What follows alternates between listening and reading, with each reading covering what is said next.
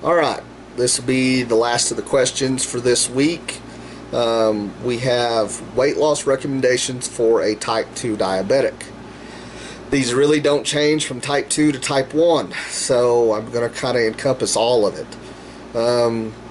Weight loss recommendations, general rules of thumb. It's all about your diet, first and foremost. I don't care how much cardio you do, I don't care how much you go to the gym. You know, you do P90X or Insanity or Beachbody 6 times a day. If you are not eating correctly, you will never lose weight. I can't stress that enough. Especially something as crucial as diet, because diet literally can prolong our lives. You know, as being diabetics, diet is first and foremost something we have to understand and acknowledge on a day-to-day basis. I can't go out and eat the Chinese food and the Mexican food every single day of the week because it's not healthy.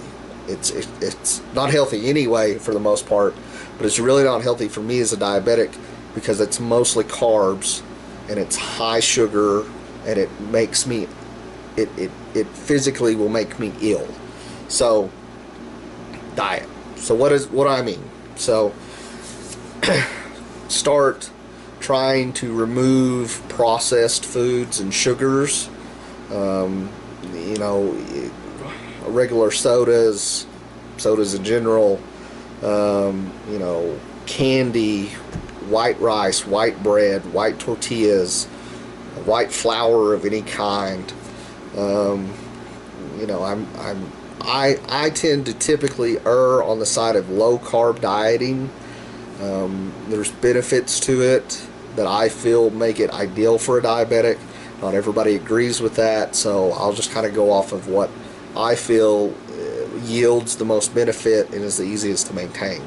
So, you know, and it's a gradual process. You can't jump into this and expect to have perfect dieting control the first rattle out of the box. Like, it takes time to develop the skill set and the understanding, and just to let your body adapt to it. So start just trying to pull the carbs back, eat more lean proteins and healthy fats, coconut oil, olive oil, you know, even grass-fed butter has been shown to have considerable benefits. You know, lean sources of protein, chicken, fish, lean red meat. You know, that should be your basis for your diet. Lots of veggies, you know, cauliflower, broccoli, asparagus. I know I'm forgetting a lot of those, forgive me. Soybeans, even edamame, you know, green beans even to an extent.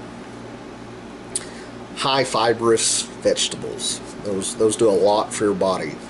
You know, and then a little bit of fruit. You know, there's a lot of benefits. There's a lot of fruits that are really good for diabetics. A lot of berries, you know, blueberries in particular, even strawberries and raspberries to some extent. You know, but you have to limit those because those turn into sugar, and so we can't have large meals full of sugar. You know, they might taste really good, but they're not good for us. And then try to eat more often.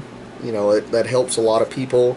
If I'm not sitting down to have a huge meal every single time I sit down to eat, but if I know that I'm going to eat again in 2.5, 3 hours, you know, I won't feel as necessary to stuff myself because I know that I have more food coming.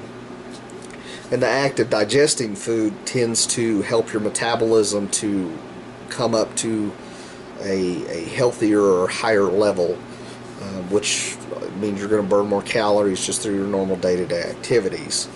You know, once you get the diet down, we get the process of the healthier meals, the little more frequent meals.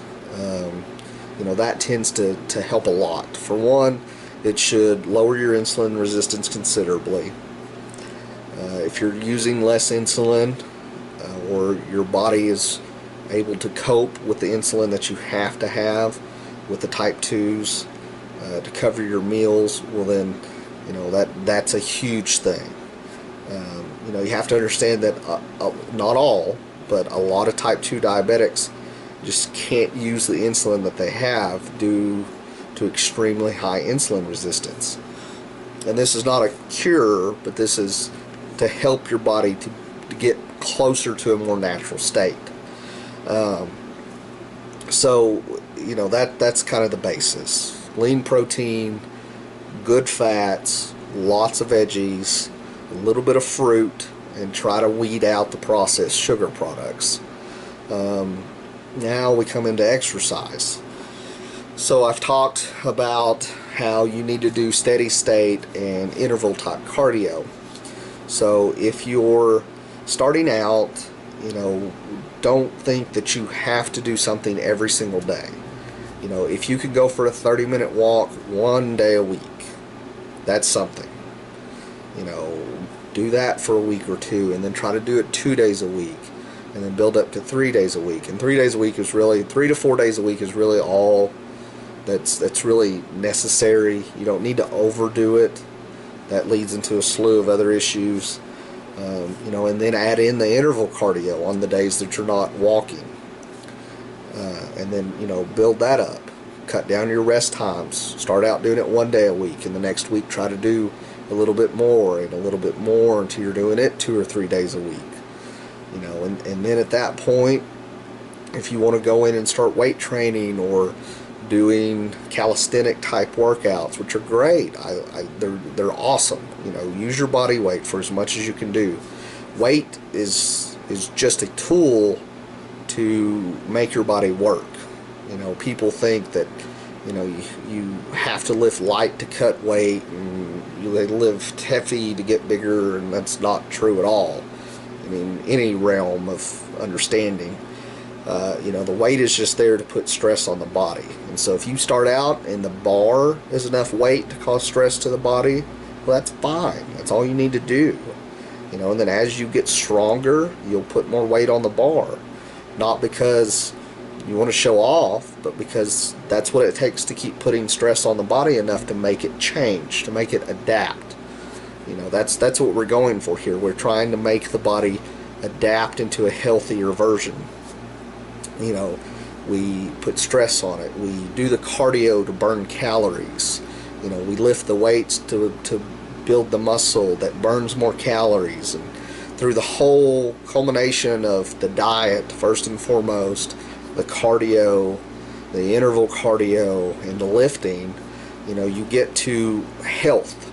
You know, that's health and that's fitness. That's what it is. That's what it's supposed to be. It's supposed to be a combination of all the things that the body needs to make it resilient, to make it strong and able to move without illness or weakness. You know, that's why you can't just focus on one thing and not do any of the rest, because that's not healthy. That's not fitness.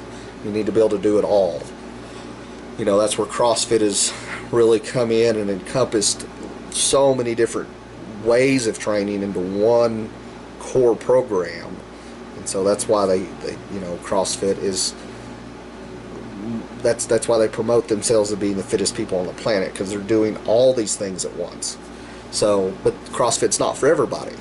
I personally don't find CrossFit workouts enjoyable, so I break it up and I do my cardio on one day and my intervals on another day, and I weight train. But what I do is what I enjoy, and that's what you've ultimately got to find. You have to find something that you can maintain in your daily life that you enjoy to some extent. You know, for some people are never going to like working out. You know, just keep in mind that the human body is meant to move. It's meant to be active. It's meant to pick things up and put them down, so to speak. And you know, that's just, it's the way we're made. You know, we aren't meant to sit all day at a computer. We aren't meant to sit and watch TV for hours and hours and hours on end. That's not what the human body was developed to do. So just get out, do something. Start with the diet, though. I can't stress that enough. That's kind of the end-all be-all to losing weight and becoming healthier, is the diet. So appreciate the question. This is a big one, and we could go into a lot more detail. So look for that one coming up in the future. If you have any more specific questions in regards to the diet or the exercise, please send those in, and I'll get to them at a later time. I appreciate everybody's response. I really feel like that these videos are I don't see anybody else doing this. I don't know why, but I would love to see more people weigh in, with their own experiences or their own understandings or their own expertise, and let's just all get together and figure out what works best for us. We're all diabetics. We all have to deal with mostly the same issues, and so let's all get to a better version of ourselves. So thanks for the questions. Y'all are awesome, and we'll see y'all next week.